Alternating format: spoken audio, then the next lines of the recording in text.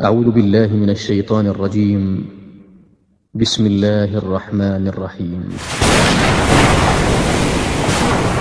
Bagi anda yang masih suka menghalalkan yang haram, masih terus-menerus mencari sesuatu dari sumber yang haram, baik itu dari judi, dari mengambil haknya orang lain, apakah itu hak waris, apakah itu hak teman kerja, apakah itu hak pasangan hidup, apakah itu hak orang tua, apakah itu hak teman-teman secara umum, atau mungkin orang yang tidak dikenal, atau mengambil sesuatu dari pencurian, dari pengkhianatan, rekayasa data, mengambil hal-hal yang bukan haknya dia. Bagi anda yang masih melakukan itu, maka segeralah taubat kepada Allah yang maha tinggi dan maha pemurah. Berbeda saudaraku seiman, hukuman yang akan datang bagi seseorang yang berzina sekali dengan seseorang yang berzina 10 kali. Berbeda seseorang yang makan 1.000 rupiah yang haram dengan dia memakan 10.000 rupiah yang haram, atau 100.000 rupiah yang haram, atau bahkan berbeda orang yang memakan makanan haram dalam sehari dengan orang yang makan haram bertahun-tahun. Mustahil saudaraku seiman, sekali lagi mustahil seseorang yang berbuat kemaksiatan kepada Allah yang maha tinggi dan maha perkasa kemudian tidak dihukum. Itu cuma khayalan. Demi Allah teman-teman sekalian, perbuatan sekecil apapun akan dihukum oleh Sang Pencipta Allah. Allah akan berbuat baik pada orang-orang yang patuh, dan Allah sangat keras hukumannya bagi orang-orang yang melanggar.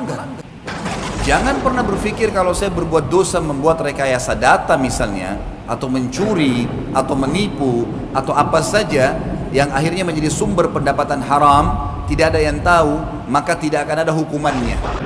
Allah menyelimuti, tanda kutip teman-teman sekalian, perbuatan-perbuatan salah hambanya dengan peringatan-peringatan.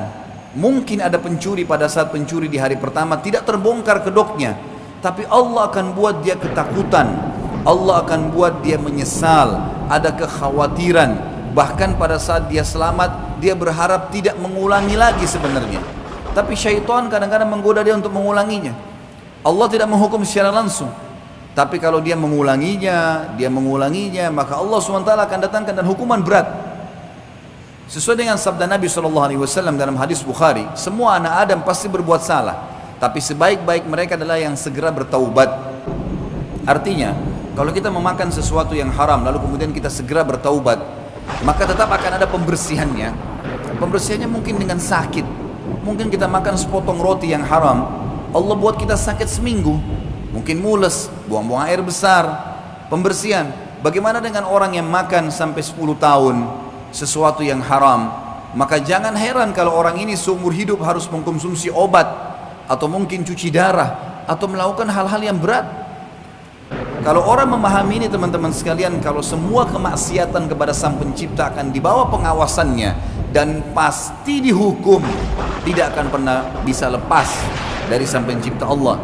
Jangan heran pada saat anda sudah bertaubat kepada Allah, sudah taubat nasuha, dan dulu sebelum taubat kita pernah menggunjing seseorang, menceritakan aibnya. Sekarang setelah taubat ternyata kita juga digunjing oleh orang lain. Jangan heran, karena itu adalah hukuman pembersihan terhadap kesalahan kita, padahal kita sudah bertaubat kepada Allah. Jangan heran pada saat kita sekarang sudah bertobat kepada Allah, kemudian kita baru beli HP jatuh hilang, atau mungkin dompet kita hilang, atau kita mendapatkan duit kemudian hilang. Jangan heran, coba muhasabah, dulu sebelum saya taubat pernah mengambil barang orang tidak? Allah Subhanahu wa Ta'ala akan membalas. Dan yang perlu digarisbawahi teman-teman sekalian, semua balasan yang datang kepada seseorang yang melakukan kemaksiatan jauh lebih berat daripada perbuatannya. Kalau seseorang berzina 1 jam di hotel, demi Allah teman-teman sekalian, hukuman Allah akan datang kepada dia bukan juga 1 jam.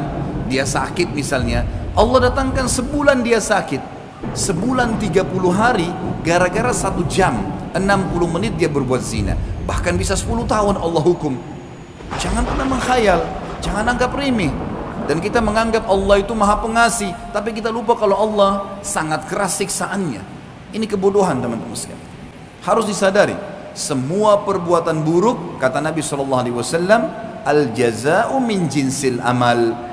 Balasan akan datang sesuai dengan kadar perbuatan seseorang.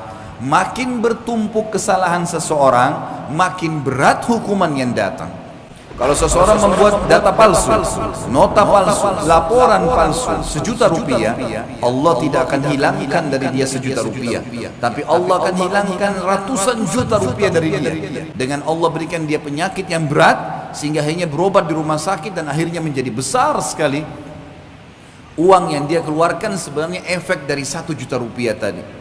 Jangan pernah menghayal, sekali lagi, tidak datang hukuman Sang Pencipta. Allah subhanahu wa ta'ala akan menghukum dan membersihkan semua kesalahan-kesalahan.